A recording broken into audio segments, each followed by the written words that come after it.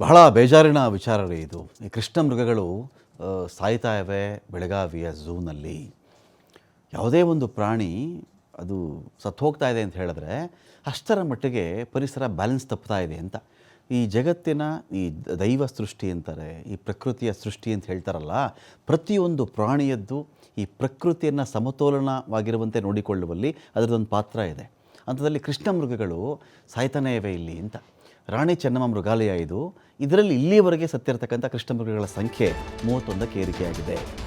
ಇದೇ ಕೃಷ್ಣ ಮೃಗಗಳನ್ನು ಸಲ್ಮಾನ್ ಖಾನ್ ಕೊಂದಿದ್ದದ್ದು, ಶಿಕ್ಷೆ ಅನುಭವಿಸಿದ್ದು ಇದೇ ಕಾರಣಕ್ಕೇ. ಈ ಕೃಷ್ಣ ಮೃಗ ಇದೆಯಲ್ಲ, ಇದನ್ನು ಕೊಂದುಬಿಟ್ಟಿದ್ದ ಅಂತ. ಅನೇಕರಿಗೆ ಕೃಷ್ಣ ಮೃಗ ಇದೆಯಲ್ಲ, ಇದು ದೇವರ ಸಮಾನ. ಕೆಲವರಿಗೆ ಕೃಷ್ಣ ಮೃಗವೇ ಮನೆ ದೇವರು ಕೂಡ ಹೌದು. ರಾಜಸ್ಥಾನದಲ್ಲೆಲ್ಲ ಇದನ್ನು ಪೂಜೆ ಮಾಡತಕ್ಕಂಥ ದೊಡ್ಡ ಒಂದು ಸಮುದಾಯ ಇದೆ, ಅಲ್ಲಿ ದೊಡ್ಡ ಸಮುದಾಯ ಇದೆ. ಸೊ ಹಾಗಾಗಿ ಇಲ್ಲೇನಾಗಿದೆ, ಅಂಥ ಅಪರೂಪ ಇವೆಲ್ಲವೂ ಕೂಡ. ಅಂಥ ಕೃಷ್ಣ ಮೃಗಗಳು ಇಲ್ಲಿ ಸಾಯ್ತಾ ಇವೆ. 31ಕ್ಕೆ ಏರಿಕೆಯಾಗಿದೆ ಅವುಗಳ ಸಾವಿನ ಸಂಖ್ಯೆ. ಇನ್ನು ಉಳ್ಕೊಂಡಿರೋದು 7. ಆ 7 ಉಳಿಸ್ಕೊಳ್ಬೇಕು ಹೇಗಾದರೂ ಮಾಡಿ ಅಂಥೇಳಿ ಹರಸಾಹಸ ಮಾಡಲಾಗ್ತಾ ಇದೆ. 38 ಕೃಷ್ಣ ಮೃಗಗಳ ಪೈಕಿ ಉಸಿರು ಚೆಲ್ಲಿರೋದು 31 ಕೃಷ್ಣ ಮೃಗಗಳು. ಸಣ್ಣ ಸಣ್ಣ ಮರಿಗಳೂ ಸೇರಿವೆ ಇದರಲ್ಲಿ. ಗಳಲೆ ರೋಗ ಅಂತ ಬಂದಿದೆಯಂತೆ ಇವುಗಳಿಗೆ. ಈ ರೋಗದಿಂದ 31 ಕೃಷ್ಣ ಮೃಗಗಳು ಸತ್ತು ಹೋಗಿವೆ ಇಲ್ಲಿ. ಹಿಮೋರಜಿಕ್ ಸೆಪ್ಟಿಸಿಮಿಯಾ ಬ್ಯಾಕ್ಟೀರಿಯಾದಿಂದ ಬರುವಂಥ ಗಳಲೆ ರೋಗ ಇದು. ಈಗಾಗಲೇ ಬೆಳಗಾವಿಗೆ ಬನ್ನೇರುಘಟ್ಟದಿಂದ ಇಲ್ಲಿಂದ ಅನೇಕ ಒಂದು ವೈದ್ಯರ ತಂಡ ಅಲ್ಲಿಗೆ ಭೇಟಿ ಕೊಟ್ಟಿದೆ, ಚಿಕಿತ್ಸೆ ಕೊಡ್ತಾ ಇದ್ದಾರೆ. ಬನ್ನೇರುಘಟ್ಟದ ಉದ್ಯಾನವನದ ವೈದ್ಯರ ತಂಡ ಅಲ್ಲಿ. ಆದಷ್ಟು ಬೇಗ ಉಳಿದ ಕೃಷ್ಣ ಮೃಗಗಳಾದರೂ ಇಲ್ಲಿ ಉಳಿಯಲಿ, ಅವುಗಳಿಗೆ ಏನೂ ಆಗದೇ ಇರಲಿ ಅಂತ ಕೇಳ್ಕೊಳ್ಬಹುದಷ್ಟೇ. ಇನ್ನು ಸಾರ್ವಜನಿಕರಿಗೆ, ಪ್ರಾಣಿಪ್ರಿಯರಿಗೆ ಇವುಗಳು ಎಲ್ಲಿದೆಯೋ ಸೊ ಅಲ್ಲಿಗೆ ಹೋಗಬಾರ್ದು ಅಂತೇಳಿ ನಿರ್ಬಂಧವನ್ನು ಹಾಕಲಾಗಿದೆ. ಒಂಥರ ಈ ಉಳಿದಿರ್ತಕ್ಕಂಥ ಕೃಷ್ಣ ಮೃಗಗಳನ್ನು ಕ್ವಾರಂಟೈನ್ ಮಾಡ್ದಂಗೆ ಲೆಕ್ಕ. ಥರ ಸಾಂಕ್ರಾಮಿಕದ ರೀತಿಯಲ್ಲಿ ಹರಡ್ತಾ ಇದೆ ಅಲ್ಲಿ. 31 ಕೃಷ್ಣ ಮೃಗಗಳು ಸತ್ತು ಹೋಗಿವೆ ಅಲ್ಲಿ. ಹಾಗಾಗಿ ಉಳಿದವಾದರೂ ಬದುಕಬೇಕು ಅನ್ನೋ ಒಂದು ಕಾಳಜಿಯಿಂದ ಟ್ರೀಟ್ಮೆಂಟ್ ಕೊಡಲಾಗ್ತಾ ಇದೆ ಅಲ್ಲಿ. ರಂಗಸ್ವಾಮಿ ನೇತೃತ್ವದ ತಂಡ ಅಲ್ಲಿಗೆ ಭೇಟಿ ಕೊಟ್ಟಿರೋದು. ಕರ್ನಾಟಕ ಮೃಗಾಲಯ ಪ್ರಾಧಿಕಾರದ ಅಧ್ಯಕ್ಷರು ರಂಗಸ್ವಾಮಿ ಅವರು ಮೃಗಾಲಯದ ಅಧಿಕಾರಿಗಳಿಂದ ಮಾಹಿತಿ ಪಡ್ಕೊಂಡಿದೆ ಈ ಒಂದು ತಂಡ. ಅಧಿಕಾರಿಗಳಿಂದ ಸ್ಪಷ್ಟವಾಗಿ ಮಾಹಿತಿ ತಗೋಬೇಕು ನಾನು. ಇದು ಫಸ್ಟ್ ಬಂದು ನೋಡಿದ್ದೀನಿ ಪ್ರಾಣಿಗಳನ್ನು. ಕೃಷ್ಣ ಮೃಗಗಳು ಒಂದು ಸ್ವಲ್ಪ ಕಾಣ್ತಾ ಇದ್ದಾವೆ. ಅದಕ್ಕೂ ಮೊದಲೇ ಅವರು ವಿಡಿಯೋ ಮಾಡಿದ್ದಾರೆ. ರೋಗಗ್ರಸ್ತ ಕೃಷ್ಣ ಮೃಗಗಳನ್ನ ತೋರಿಸಿದ್ದಾರೆ. ಮತ್ತು ಅವು ಸಾವನ್ನಪ್ಪಿದೆ. ಆಗಬಾರ್ದಾಗಿತ್ತು. ಭಾಳ ಇದು ನೋವಿನ ಸಂಗತಿ ಇದು. ನಮಗಾದ್ರೂ ಭಾಳ ದುಃಖ ಇದು. ಪಾಪ ಅವು ಯಾವ ಬ್ಯಾಕ್ಟೀರಿಯಾದಿಂದ ಅಥವಾ ಏನೋ ಯಾವ್ದು ಬಂದು ಅದೊಂಥರ ದುರಂತ. ಅದು ವೈದ್ಯಕೀಯ ವರದಿನ ಬಂದಿಲ್ಲ. ಎಲ್ಲೋ ಒಂದು ಕಡೆ ತಪ್ಪಾಗಿರ್ತದೆ.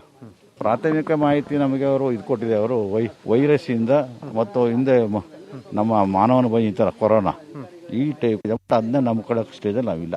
ಲ್ಯಾಬ್ ರಿಪೋರ್ಟ್ ಬಂದಮೇಲೆ, ಯಾಕಂದ್ರೆ ಲ್ಯಾಬ್ ರಿಪೋರ್ಟ್ ಬರೋಕೆ ಮುಂಚೆ ನಾವು ಯಾವುದೂ ಹೇಳೋಕ್ಕಾಗಲ್ಲ. ಈಗ ನೋಟಿಸ್ಕೊಳ್ಳೋಕ್ಕಿದೀಗ ಶ್ರೀಧರ್ ಇದ್ದಾರೆ. ಶ್ರೀಧರ್, ಚೆನ್ನಮ್ಮ ಮೃಗಾಲಯ, ಚೆನ್ನಮ್ಮ ಝೂ, ಇಲ್ಲಿ ಈಗ ಆಲ್ರೆಡಿ 31 ಕೃಷ್ಣ ಮೃಗಗಳು ಸಾವನ್ನಪ್ಪಿವೆ. ಇಲ್ಲಿ ಬನ್ನೇರುಘಟ್ಟದಿಂದ ವೈದ್ಯರ ತಂಡ ಕೂಡ ಅಲ್ಲಿಗೆ ಬಂದಿದೆ. ಈಗ ಇದಕ್ಕೆ ನಿಜವಾಗ್ಲೂ ಗಳಲೆ ರೋಗ ಕಾರಣನ, ವೈರಸ್ಸೇ ಅಥವಾ ಬ್ಯಾಕ್ಟೀರಿಯಾ ಕಾರಣನ ಇದಕ್ಕೆ? ಈ ಮೃಗಾಲಯದಲ್ಲಿ ಬೇರೆ ಯಾವ್ಯಾವ ಪ್ರಾಣಿಗಳಿವೆ? ಈ ಒಂದು ರೋಗ ಈ ಪ್ರಾಣಿಗಳಿಗೆ, ಕೃಷ್ಣ ಮೃಗಗಳಿಗೆ ಮಾತ್ರ ಬರೋದಾ, ಬೇರೆ ಪ್ರಾಣಿಗಳಿಗೂ ಬರಬಹುದಾ? ಸೊ ಏನಿದೆ ಅಪ್ಡೇಟ್ಸ್ ಅಂತ ಹೇಳಿ.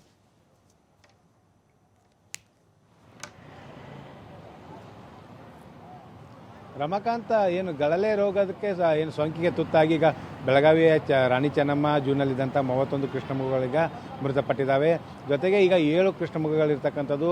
ಅದರಲ್ಲೂ ಕೂಡ ಕೆಲವೊಂದಿಷ್ಟು ಕೃಷ್ಣ ಮೃಗಗಳಿಗೆ ಸೋಂಕು ತಗಲಿದ್ದಾವೆ ಅನ್ನೋಂಥ ಮಾಹಿತಿ ಲಭ್ಯವಾಗಿರ್ತಕ್ಕಂಥದ್ದು. ಒಂದು ಅಂಶದಲ್ಲಿ ಭಾಳ ಸ್ಪಷ್ಟವಾಗಿ ಗೊತ್ತಾಗುತ್ತೆ ರಮಾಕಾಂತ, ಮಳೆಗಾಲದ ನಂತರ ಏನು ಹವಾಮಾನದ ಏನು ಬದಲಾವಣೆ ಆಯಿತು, ಅದರಿಂದ ಈ ಒಂದು ಗಳಲೆ ರೋಗ ಈ ಒಂದು ವನ್ಯಜೀವಿಗೆ ಅಂಟಿಕೊಂಡಿದೆ ಅಂತ ಹೇಳ್ಬೋದು. ಇದರಿಂದ ಈಗ 31 ಕೃಷ್ಣ ಮೃಗಗಳು ಮೃತಪಟ್ಟಿದ್ದಾವೆ. ಈಗಾಗಲೇ ಈ ಮೃತಪಟ್ಟಂಥ ಕೃಷ್ಣ ಮೃಗಗಳಲ್ಲಿ 3 ಕೃಷ್ಣ ಮೃಗಗಳ ಮೃತದೇಹವನ್ನು ಈಗಾಗಲೇ ಮರಣೋತ್ತರ ಪರೀಕ್ಷೆ ಒಳಪಡಿಸಲಾಗಿದೆ. ಆ ಪ್ರತಿಯೊಂದು ದೇಹದ ಅಂಗಾಂಗಗಳನ್ನು ಸ್ಯಾಂಪಲ್ ಪಡೆದು ಅದನ್ನು ಬೆಂಗಳೂರಿನ ಒಂದು ಲ್ಯಾಬಿಗೆ ಕೂಡ ಕಳಿಸಿಕೊಡಲಾಗಿದೆ. ಈಗಾಗಲೇ ಪ್ರಾಥಮಿಕ ಮರಣೋತ್ತರ ಪರೀಕ್ಷೆಯಲ್ಲಿ ಇದು ಬ್ಯಾಕ್ಟೀರಿಯಾ ಸೋಂಕಿನಿಂದ ಈಗ ತಗಲಿದಿಂದ ಮೃತಪಟ್ಟಿದೆ ಅನ್ನೋಂಥ ಮಾಹಿತಿ ಇರ್ತಕ್ಕಂಥದ್ದು. ಜೊತೆಗೆ ಇದನ್ನು ತಜ್ಞ ವೈದ್ಯ ತಂಡ ಕೂಡ ಈಗ ಖಚಿತಪಡಿಸಿದೆ. ಲ್ಯಾಬ್ನಿಂದ ವರದಿ ಬಂದ ಬಳಿಕ ಇನ್ನಷ್ಟು ಮಾಹಿತಿ ಗೊತ್ತಾಗುತ್ತೆ ಅನ್ನೋಂಥ ಮಾಹಿತಿಯನ್ನು ಈಗಾಗಲೇ ವೈದ್ಯರು ಕೊಟ್ಟಿದ್ದಾರೆ. ಇದು ಒಂದು ಅಂಶ. ಆದರೆ ಮತ್ತೊಂದು ಕಡೆ ಈಗಾಗಲೇ ಕರ್ನಾಟಕ ಮೃಗಾಲಯ ಪ್ರಾಧಿಕಾರದ ಅಧ್ಯಕ್ಷ ಅಂತ ರಂಗಸ್ವಾಮಿ ನೇತೃತ್ವ ತಂಡ ಕೂಡ ಭೇಟಿ ನೀಡಿ ಅಧಿಕಾರಿಗಳಿಂದ ಮಾಹಿತಿ ಪಡೆದರು. ಬೆಳಗಾವಿ ವಿಭಾಗದ CCF ಸೇರಿದಂತೆ ACF ಮತ್ತು DFO ಮಟ್ಟದ ಅಧಿಕಾರಿಗಳು ಈ ಒಂದು ಘಟನೆ ಸವಿಸ್ತಾರವಾದಂಥ ಮಾಹಿತಿಯನ್ನು ಕೂಡ ಕೊಟ್ಟಿದ್ದಾರೆ. ಜೊತೆಗೆ ಈ ಒಂದು ರೋಗ ಏನಿದೆ, ರೋಗ ಇಡೀ ಒಂದು ಮೃಗಾಲಯದಲ್ಲಿರ್ತಕ್ಕಂಥ ಬೇರೆ ಬೇರೆ ವನ್ಯಜೀವಿಗಳು ಕೂಡ ತಗುಲುವಂಥ ಸಾಧ್ಯತೆ ಇದೆ. ಆ ಒಂದು ಕಾರಣಕ್ಕಾಗಿ ಆ ಒಂದು ಏನು ಕೃಷ್ಣಮೃಗಗಳು ಇರ್ತಕ್ಕಂಥ ಒಂದು ಏನು ಪ್ರದೇಶವನ್ನು ಸಂಪೂರ್ಣವಾಗಿ ಒಂದು ಐಸೋಲೇಟೆಡ್ ಮಾಡಲಾಗಿದೆ. ಜೊತೆಗೆ ಅಲ್ಲಿ ನಿರಂತರವಾಗಿ ಸ್ಯಾನಿಟೈಸರ್ ಕೂಡ ಮಾಡಲಾಗಿದೆ. ಈಗ ಉಳಿದಂಥ ಕೃಷ್ಣಮೃಗಗಳಿಗೆ ಏನು ರೋಗ ನಿರೋಧಕ ಹೆಚ್ಚಿಸುವಂಥ ಒಂದು ಆಹಾರ ಸೇರಿದಂತೆ ಔಷಧಿಯನ್ನು ಕೂಡ ಕೊಡುವಂಥ ಕೆಲಸವನ್ನು ಮಾಡ್ತಾ ಇದ್ದಾರೆ. ಇಲ್ಲಿ ಒಂದು ಅಂಶ ಏನಂದರೆ ರಮಕಾಂತ್, ಈ ಒಂದು ಕೃಷ್ಣಮೃಗಗಳಿಗೆ ಏನು ಈ ಗಳಲೆ ರೋಗ ಸೋಂಕು ತಗಲಿದ್ರೆ 12ರಿಂದ 20 ಗಂಟೆ ಒಳಗಡೆ, ಒಂದು 24 ಗಂಟೆ ಒಳಗಡೆ ಒಂದು ಮೃತಪಡುತ್ತೆ. ಉಸಿರುಗಟ್ಟಿ ಒಂದು ಏನು ಇವುಗಳ ಉಸಿರು ನಿಲ್ಲುತ್ತೆ ಅಂತ ಹೇಳ್ಬೋದು. ಹಾಗಾಗಿ ಸಾಮಾನ್ಯವಾಗಿ ಇದು ಈ ಒಂದು ಸಂದರ್ಭದಲ್ಲಿ ಏನು ಕ್ಯಾಟಲ್ಗಳಿಗೆ ಒಂದು ಕಂಡು ಬರುತ್ತೆ. ಆ ರೋಗ ಈಗ ಇಲ್ಲಿ ಕಂಡು ಬಂದಿರತಕ್ಕಂಥದ್ದು. ಈಗ ಈ ಒಂದು ಮೃಗಾಲಯದಲ್ಲಿ ಸಾಕಷ್ಟು ವನ್ಯಜೀವಿಗಳಿದ್ದಾವೆ. ನವಿಲಾಗಿರ್ಬೋದು, ಹುಲಿ, ಸಿಂಹ, ಕರಡೆ ಸೇರಿದಂತೆ ಸಾಕಷ್ಟು ಏನು ಪಕ್ಷಿಗಳಿದ್ದಾವೆ. ಜೊತೆಗೆ ಸಾಕಷ್ಟು ಒಂದು ಪ್ರಾಣಿಗಳು ಕೂಡ ಇರ್ತಕ್ಕಂಥದ್ದು. ಅವುಗಳು ಕೂಡ ತಗಲಬಾರದು ಅನ್ನೋ ಕಾರಣಕ್ಕಾಗಿ ಒಂದು ಈಗಾಗಲೇ ಆ ಒಂದು ಏರಿಯಾವನ್ನು ಇಡೀ ಐಸೋಲೇಟೆಡ್ ಮಾಡಿ ಈಗ ಏನು ಚಿಕಿತ್ಸೆಯನ್ನು ಮುಂದುವರಿಸಲಾಗಿದೆ ಅಂತ ಹೇಳ್ಬೋದು. ಇನ್ನು ಉಳಿದಂಥ 7 ಕೃಷ್ಣಮೃಗಗಳನ್ನು ಉಳಿಸಿಕೊಳ್ಳೋದಕ್ಕೆ ಎಲ್ಲಿಲ್ಲದ ಹರಸಾಹಸವನ್ನು ಏನು ಈ ಒಂದು ಅರಣ್ಯ ಇಲಾಖೆ ಸಿಬ್ಬಂದಿಗಳು ನಿರಂತರವಾಗಿ ಮಾಡ್ತಾ ಇದ್ದಾರೆ. ರಮಾಕಾಂತ್. Thank you Sridhar.